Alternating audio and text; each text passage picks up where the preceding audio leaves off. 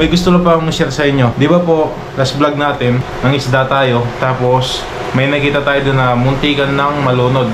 Yan na, yung short video po nung video yan, may short video po kasi yun eh. Sinubukan kong i-upload sa Facebook para maging aware yung mga tao na papasyal sa dam, na delikado mag-dive at maligo sa dam. Sinubukan kong i-upload, di ko inaasahan, sa loob ng 2 araw, magtatatlong araw na, ayun, umabot siya ng 1.4 million views. Ito po, yan, 1.4 million views. Ito na po yung Holy Cross. Tiga ba pera? Na? Tiga ba pera? Sige, papasok na si Jefferson. Ay yun, kamusta mga katoto? Yan, kamusta po kayo lahat? At yan mga katoto, yung gagawin natin ngayon ay hatid natin si Jefferson sa kanyang school. Opo, mga nakaraang araw, inahatid ko lang siya sa sakayan, sa mga terminal. Pero ngayon, hatid natin doon sa mismong school niya, sa tapat ng school, doon sa Santa Ana. Yan mga katoto, may gusto lang pa akong share sa inyo. Di ba po, last vlog natin, ng isda tayo, tapos may nakita tayo doon na muntikan ng malunod. Yan na, yung short video po nung video yan, may short video po kasi yun eh. Sinubukan kong i-upload sa Facebook para maging aware yung mga tao na papasyal sa dam, na delikado mag-dive at maligo sa dam. Sinubukan kong i-upload, di ko inaasahan, sa loob ng 2 araw, magtatatlong araw na, ngayon, umabot siya ng 1.4 million views. Ito po, yan, 1.4 million views yung views niya. Hindi ko inasahan na mag-viral yun. Ang interest ko lang doon ay para maging aware yung mga tao na papasyal doon sa dam.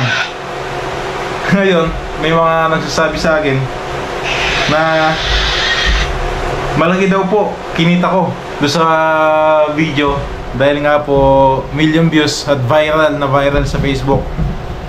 Hindi nila alam, kahit 5 o 1 sentimo, wala akong kinita. Hindi ko po interest na kumita doon sa video, doon sa Facebook.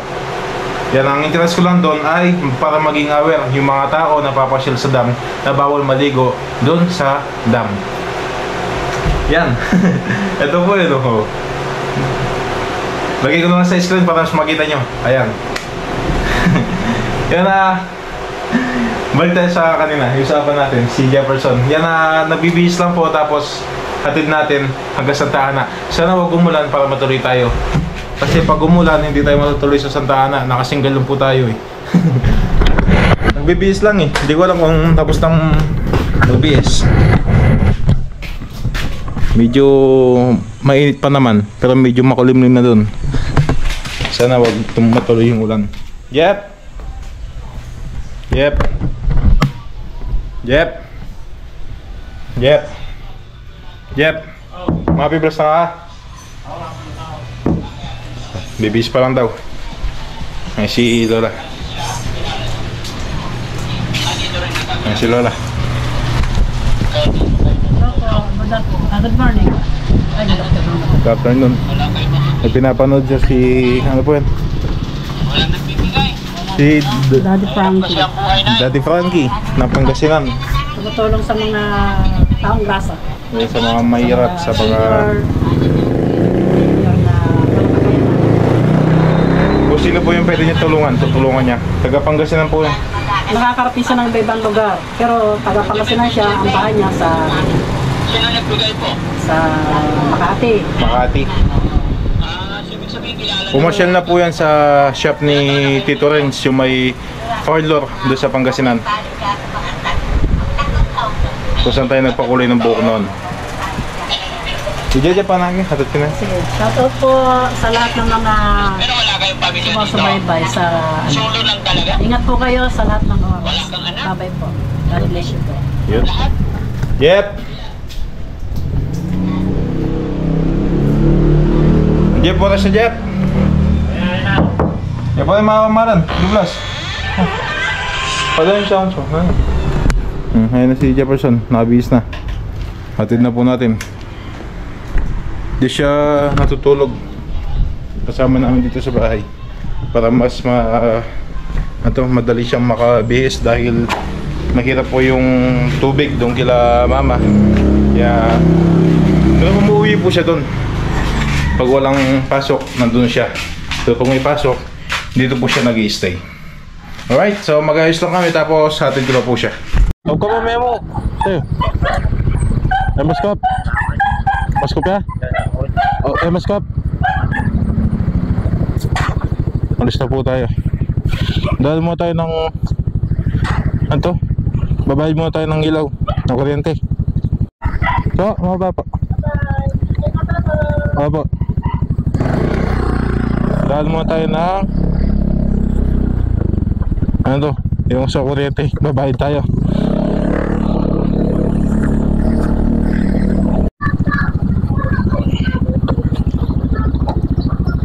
Bababa dyan. Mga bata oh. Papasok ng school. Ay. Bayad po. Kuryente po. Hindi naman ako. Number. Tapos ng ano ngayon, kuryente. Inipon niya ko number. Akin po.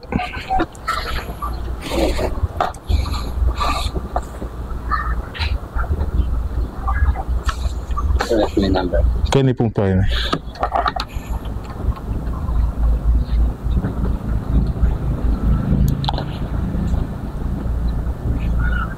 Hindi po.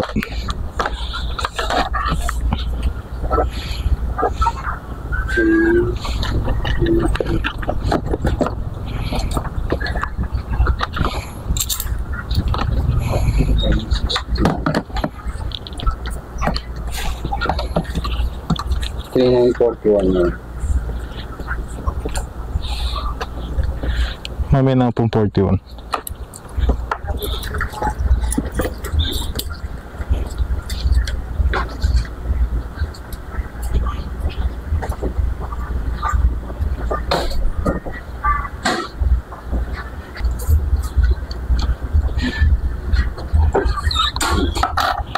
Thank you po.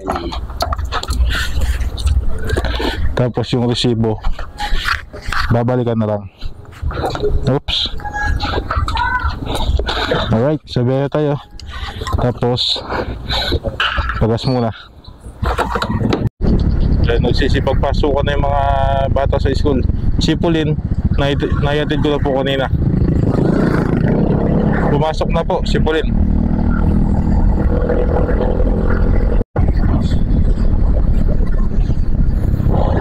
Gas muna bago dumiretso.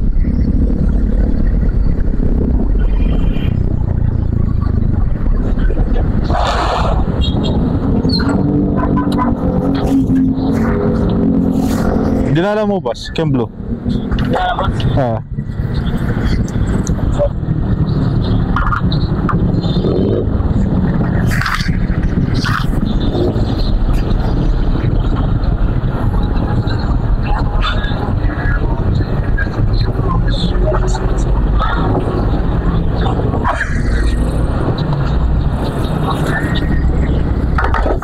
Salamat. Thank you, boss.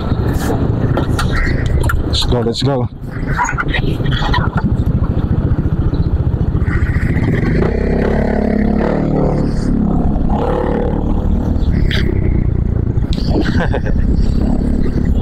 Alright.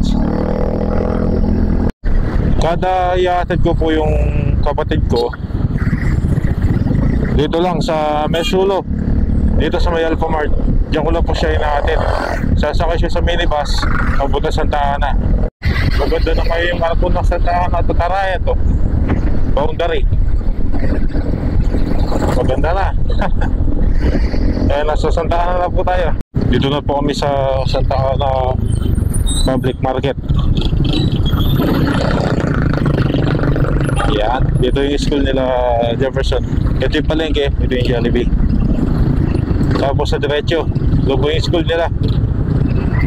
Malapit na po tayo.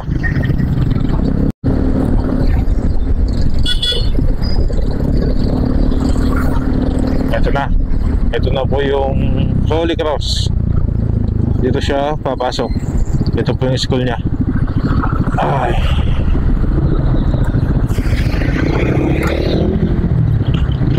Tiga ba pera? Na? Tiga ba pera? Putang muli ko. Chat muna ako mo. Dagitan na palengke. Oo, palengke. Palengke naman. O sige. Na? O sige. O sige, papasok na si Jefferson. Ito po yung school. So mamaya sunduin na lang natin mamayang gabi po kasi nakakauwi si Jefferson. Paiba po yung oras ng kanyang pasok.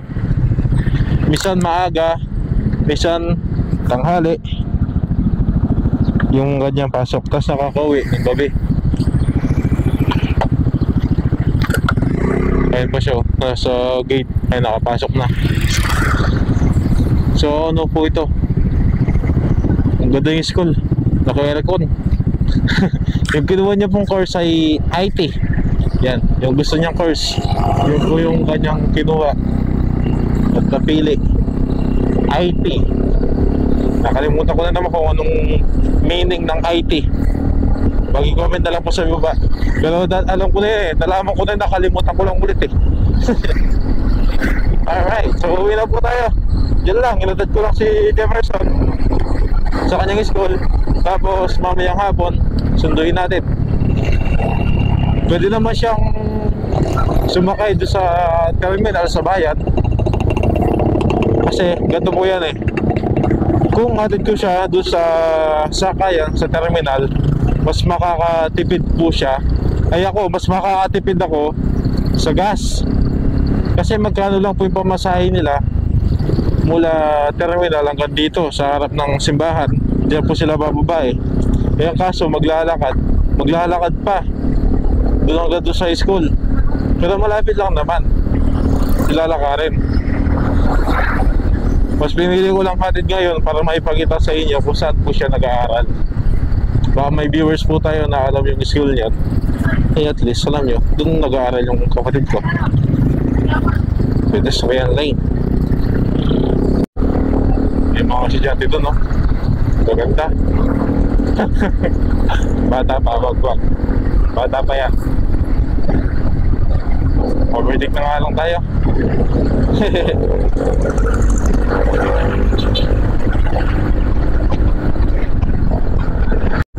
Ganda talaga ng view namin dito pag pauwi na. Ay yung bundok oh. Kitang kita yung bundok. Talagang amazing. Maganda yung view namin dito. Grabe. Parang gusto ko pa maglibot bago umuwi. Gusto ko maglibot.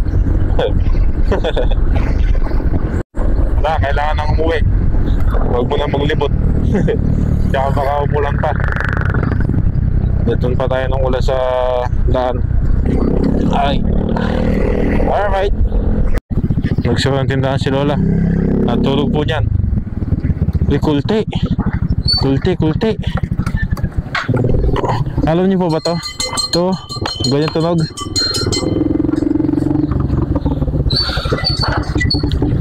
Sino po nakakaalam nito? Kulte boss? Or binatog?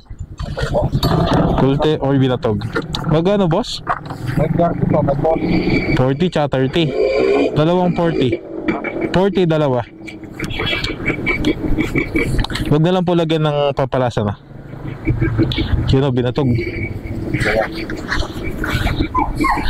Madalang lang po yung nagbibentang ganyan ngayon eh. Opo. Dalang na lang po na kuya.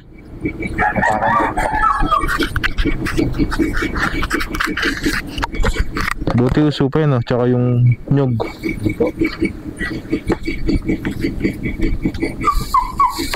Ang dalawa pong gata 40. Bali 40 po ito. Opo po. Apo, dalawa.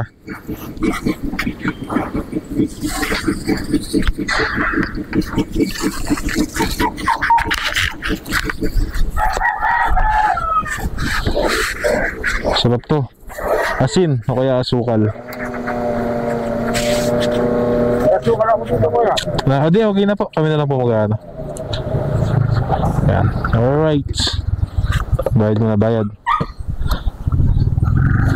Wala Eh. akong tama ako. Thank you. Okay na. Thank you po. Nasa bahay na po tayo. Okay.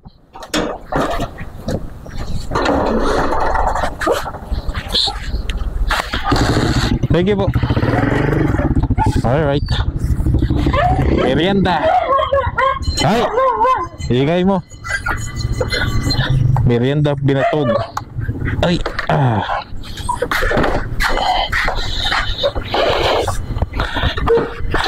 Medyo nagmahal na po yung presyo ngayon dahil madalang lang po yung mga nagbebentang ganito. Dati yung ganito nasa 10 piso. Ngayon times 4 na. 40. Sarap po kasi ito. Yan, shoutout po sa mga nakakamiss ng lasa ng binatog. Eto na, yung binatog. Kita po ba? Binatog. Sobrang lakas ng ilaw. Tikman natin. Nilagyan ko lang siya ng asin. Iodized salt.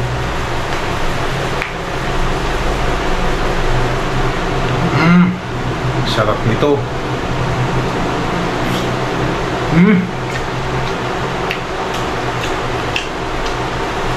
Masarap.